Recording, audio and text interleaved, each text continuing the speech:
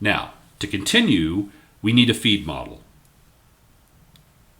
We wish to make some general observations about the illumination efficiency. So if we just take particular feeds and plug them into this expression that we have developed, we're not going to really gain much insight. Instead, what we'd like to do is have a general feed model, something parameterizable that allows us to make general observations. For that, we're going to need a simple analytic feed pattern. By that, we mean a feed pattern which is easy to describe mathematically. It should also be reasonable, even if approximate, for feeds which are likely to be used. So in other words, we want a mathematical model that looks and feels kind of like a practical feed, but something that remains easy to describe mathematically. So the cosine Q feed model accomplishes this. This is the model. So here's rho, here's z sub f. Remember, the vertex of the reflector is over here somewhere. So for Q equals 1, it's simply this thing, cosine theta sub f. For Q greater than 1, you get narrower patterns. So here's might be Q equals 2, Q equals 3, and so on. For higher and higher values of Q, you get higher and higher directivities.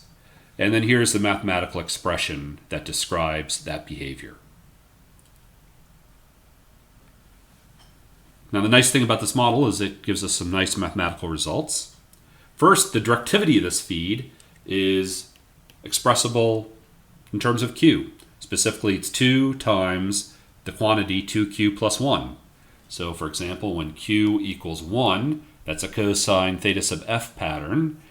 Then the directivity, d sub f, is 2 times 1 plus 1, which is 6.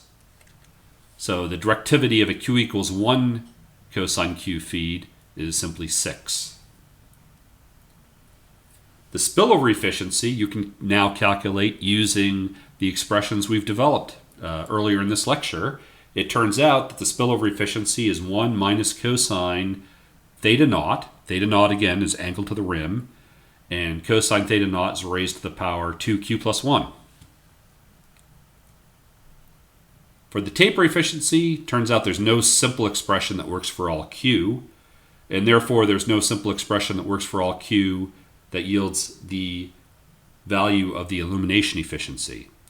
However, people have worked this out, industrious people who like to do integration. And here's what you find, is that for the illumination efficiency, you get these expressions for integer values of Q. So Q equals 1, Q equals 2, Q equals 3. They're very complicated expressions, but they're all, as you might expect, depending on the angle to the rim, and then Q itself. Now at this point I should point out that we are not limited to integer values of Q. Q can be 1.5, it can be 0.7, and it's common practice, in fact, to model a feed, that is to measure a feed pattern and then to fit a value of Q to that pattern so that we can use the kind of analysis that we're doing here. All I'm saying here is that if you decide to use an integer value of Q that's equal to 1, 2, or 3, here are the expressions for the illumination efficiency.